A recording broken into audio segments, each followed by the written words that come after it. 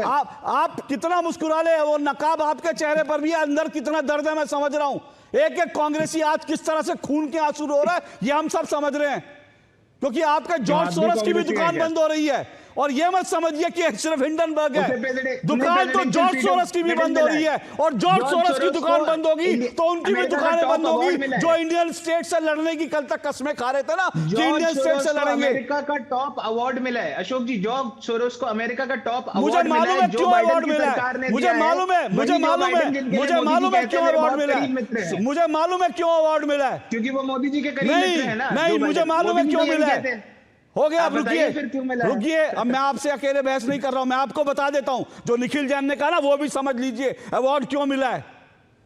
क्योंकि George Soros Joe Biden के इशारों पर भारत की अर्थव्यवस्था में हस्तक्षेप कर रहा था, और जो बाइडेन ने उनको पुरस्कार इसलिए दिया है ताकि अगली आने वाली सरकार जॉर्ज सोरोस के खिलाफ कानूनी कार्रवाई ना कर सके, क्योंकि जिसको अमेरिका का सर्वोच्च पुरस्कार दिया जाता है उसके खिलाफ कानूनी कार्रवाई करना आसान नहीं होता। जो बाइडेन को भी इस बात की समझ है और अमेरिका के डीप स्टेट को भी इस बात की समझ है कि अब जबकि डोनाल्ड ट्रंप की सरकार आ रही है, उनका प्रशासन आ रहा है, तो ये हिंडनबर्ग दुम दबाकर भागा, उसी तरह से जॉर्ज सोरोस की भी मुश्किल है। इसीलिए जॉर्ज सोरोस को आखिरी समय पर पुरस्कार दिया गया है ताकि जॉर्ज सोरोस के खिलाफ कोई कानूनी एक्शन ना हो। यह बात आप समझते हैं, लेकिन मुझे आप बरगलाइए नहीं।